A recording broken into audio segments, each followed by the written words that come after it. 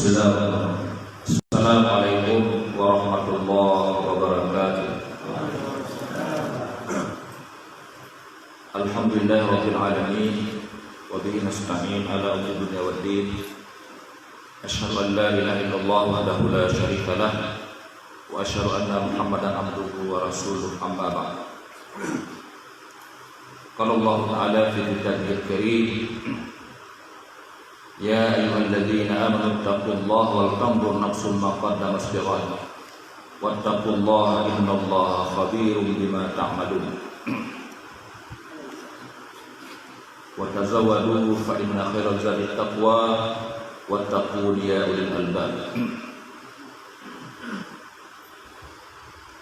Puji syukur alhamdulillah pada subuh yang berbahagia ini, di mana kita telah berada pada hari yang ke-7 Ramadan 7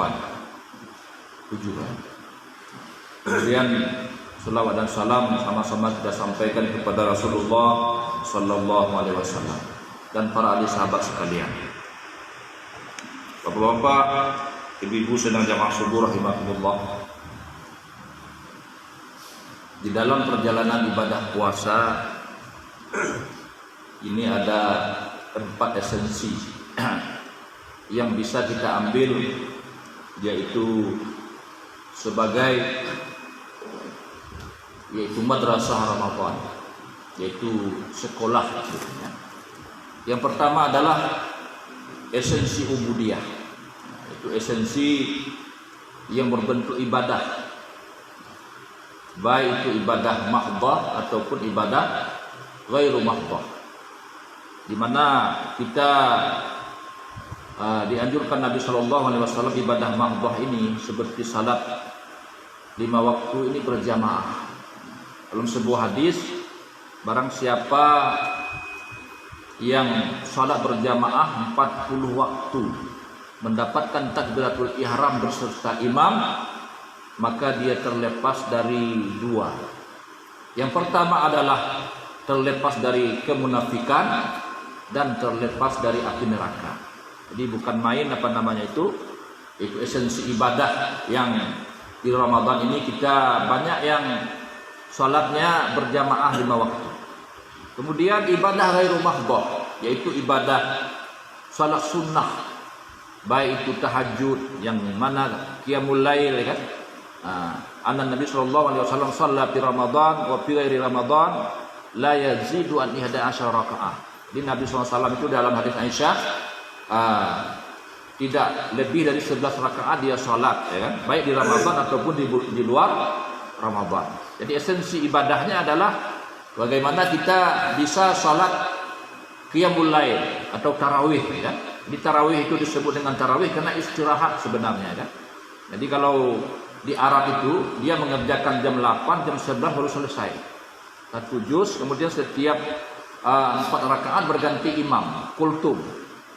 Jadi misalnya Ustaz Sabar di masjid sana 4 rakaat, kemudian saya masjid sini 4 rakaat, kemudian roker. Di situ ada kultum 15 menit, saya ke sana, beliau kemari. Sehingga dalam satu malam itu bisa 3 orang imam. Bergantian, ya. Jadi ruhiyahnya terisi oleh kultum 3 kali setiap malam. Jadi setelah 4 rakaat, setelah yaitu witir. Jadi 3 orang imam setiap malam, 3 orang penceramah setiap malam, ya kan? Jadi sehingga kejemuan itu tidak terjadi. Kenapa? Karena bergantian setiap malam itu, yaitu yang menjadi sopirnya. Kemudian yang kedua adalah esensi jihad. Jadi di bulan puasa ini di mana kita dituntut untuk bermujahadah. Man jahada fina lanahdiyannahum subulana wa innallaha lama'al muhsinin. Barang siapa bersungguh-sungguh di jalan kami, akan kami yaitu tunjukkan di jalan kami, dan Allah beserta orang yang berbuat kebajikan. Jadi mujahadahnya itu adalah bagaimana kita untuk melawan malas, melawan ngantuk, melawan kejemuan, ya kan? Jadi kata Nabi sallallahu alaihi wasallam, likulli amalin fatrah. Setiap amal itu ada futurnya. Futur itu adalah malas, ada apanya, kan? Wa futuratul muslim, kata Nabi, dan futurnya orang beriman itu kepada kebaikan. Jadi misalnya dalam bulan Ramadan ini tidak mesti kita tilawah Quran melulu, ya kan? Dari pagi sampai siang enggak. Tapi ada yaitu futur dari kita beribadah, baca Al-Quran, kita ganti dengan ibadah zikir khafif, yaitu kata Nabi sallallahu alaihi wasallam, kalimatani khafifatani fil lisan saqilatani fil mizan habibatan inda rahman subhanallah wa bihamdihi subhanallahil azim. Jadi ada dua kalimat yang ringan kita ucapkan, kemudian berat di dalam timbangan, kemudian cinta Allah, ya, akan kita dapatkan, yaitu subhanallah wa bihamdihi subhanallah al-azim. Yaitu memperbanyak zikir. Zikir mutlak namanya. Zikir mutlak ini adalah zikir umum, tidak dikaitkan dengan pagi, sore, dimanapun kita, subhanallah wa bihamdihi subhanallahil azim. Sehingga para sahabat Nabi itu, ada Abu Hurairah, beliau sampai 12 kali dia berzikir setiap pagi, petang 12 kali, kan? Jadi zikran katsira, bukan 1000, ya kan? Jadi 12.000 itu. Sehingga ada amal-amal yang kita lakukan, silaturahmi misalnya, setiap hari, ya kan? Kemudian nanti ada menjelang buka puasa, kita ambil uang 30.000, belikan bukaan puasa, kasih kepada orang lain untuk berbuka. Jadi situlah terjadi dari amal kepada amal, dari kebaikan kepada kebaikan yang kita laksanakan di bulan mulia ini. Kemudian yang ketiga adalah esensi tarbiyah, yaitu esensi Ramadan ini sebagai bulan pendidikan.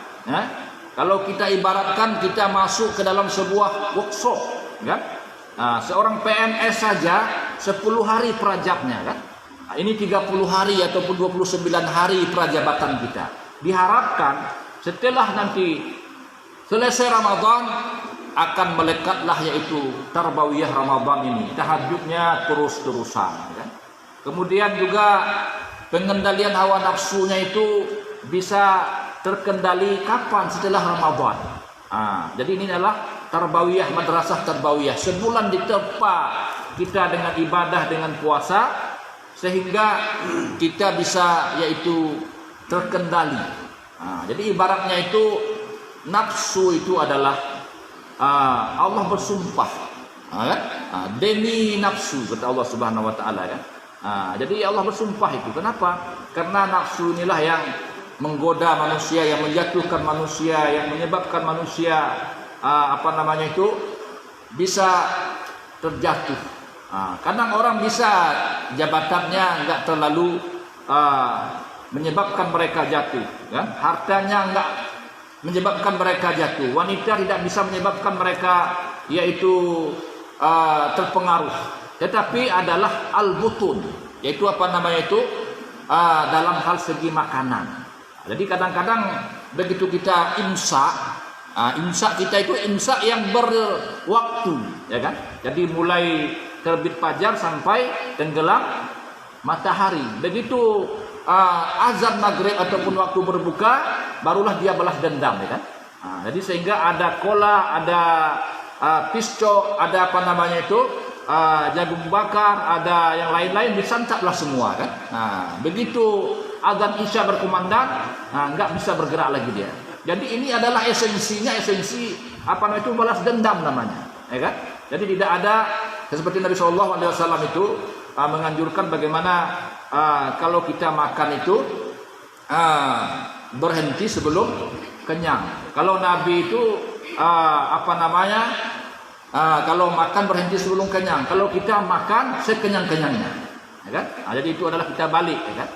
Sehingga jadilah penyakit, ada asam urat, ada gula, ada lambung dan sebagainya. Itulah dari segi makanan. Jadi orang-orang Islam sebenarnya tidak mengamalkan yaitu hadis Nabi Shallallahu Alaihi Wasallam. Makan sebelum lapar, berhenti sebelum kenyang. Ini makan ketika lapar, berhenti kenyang-kenyang, gitu kan? Jadi itu terbalik dia, sehingga tidak menjadi puasa itu sumu tasihu. Puasalah kamu, niscaya kamu akan sehat. Bukan dia bisa langsung, tapi langsung, ya. Jadi begitu sebelum Ramadan beratnya 75 kilo, begitu selesai Ramadan naik 87 kilo, ya kan? Jadi luar biasa. Jadi di situ adalah pengendalian namanya. Jadi mengirit dari segi makanan. Jadi apa tujuannya? Yaitu esensi yang keempat adalah esensi sosial. Jadi ketika kita sudah makan sedikit, kan bukan dikit-dikit makan, ya kan?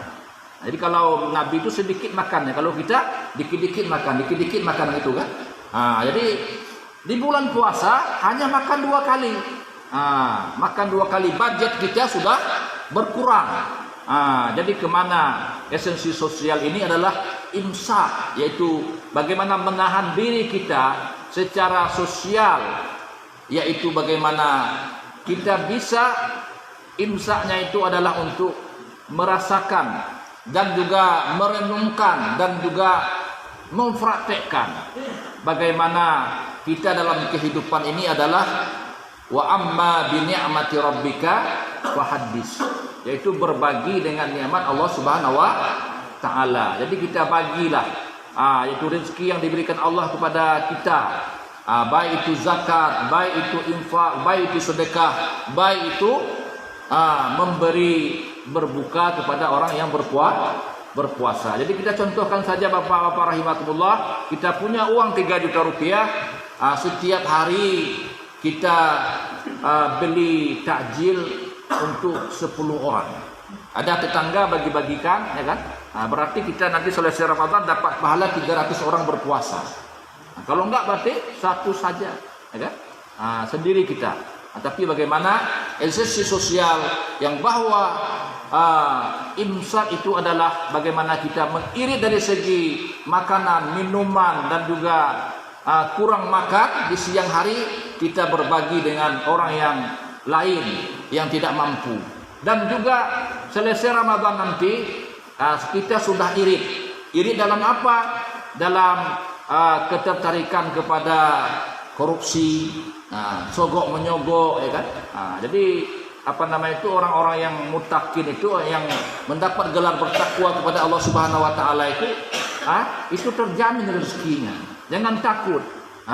Ini kalau enggak masuk saya kepada sogok menyogok, Ustaz enggak makan anak saya. Takut dia enggak makan anak. Padahal bagaimana adab dalam puasa itu memberikan makanan kepada anak istri kita adalah halalan thayyibah. Ini ada nanti 6 adab berpuasa akan kita sampaikan ke depan, ya. Di antaranya adalah mengkonsumsi makanan yang halal dan thayyib. Jadi kenapa kita lihat kesalehan sosial itu tidak lahir Bapak Ibu rahimakumullah karena mereka ingin mengayakan diri mereka, ingin memewahkan diri mereka, ingin menargetkan di atas budget yang ada, sehingga mereka itu orang-orang kaya tapi jiwanya miskin, masih dia menjilat, masih meminta-minta, kan?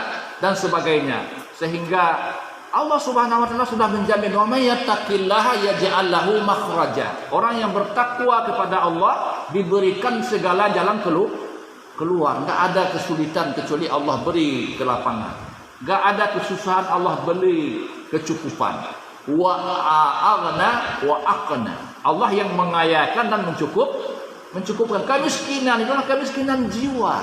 Maka Nabi sallallahu alaihi wasallam mengatakan itu laisa ghinal ard. Bukanlah kaya itu kaya harta, walakinnal ghina ghinan nafsi. Tetapi kaya itulah kaya jiwanya, ya kan? Jadi bukan dia untuk dirinya saja ingin berkaya-kaya, bukan ingin dirinya saja bermewah-mewah, bukan dirinya saja ingin mencapai semua halal, semua cara digunakan. Ini adalah esensi setelah Ramadan nanti kita menjadi al-muttaqin, orang-orang yang bertakwa. Tidak ada lagi terjadi yaitu riba, tidak ada lagi kita berinteraksi dengan sogok menyogok. Kita cari jalan yang lain. Kemarin ada seorang yang selesai dia dari sebuah pekerjaan, dia bekerja membuat lahan pertanian di daerah Rundeng sana sampai dia kelola sekitar 1000 hektar, sehingga setiap hari orang bekerja di lahannya itu 100 orang. Panen jagung 300 ton setiap kali panen, melebihi dari hasil proyek yang selama ini dia kerjakan dengan sogok menyogok dari awal sampai akhir. Sehingga disitulah Bapak Ibu rahimakumullah, kita tidak terlepas dari hal tersebut. Jadi bagaimana caranya? Taubat kembali kepada Allah Subhanahu wa taala. Kata Nabi, ar-rasyi wal muktasifinna. Orang yang menyogok dan kena sogok adalah dalam neraka. Ini tidak ada tawar-menawar Bapak Ibu rahimakumullah ya. Jadi inilah sebagai renungan bagi kita pada subuh ini dan juga bagi saya, bagaimana Ramadan ini menjadi syahru, yaitu bulan tarbiyah, bulan mujahadah, bulan ibadah dan juga bulan sosial. Dan juga imsaknya itu bukan imsak hanya dari pagi sampai iftar, tapi imsak dalam kehidupan kita, merem. Kita rem ibaratnya, bukan tidak ada rem. Ini yang halal lewat, ini yang haram rem dulu. Demikian saja. Billahi taufiq wal hidayah. Assalamualaikum warahmatullahi wabarakatuh.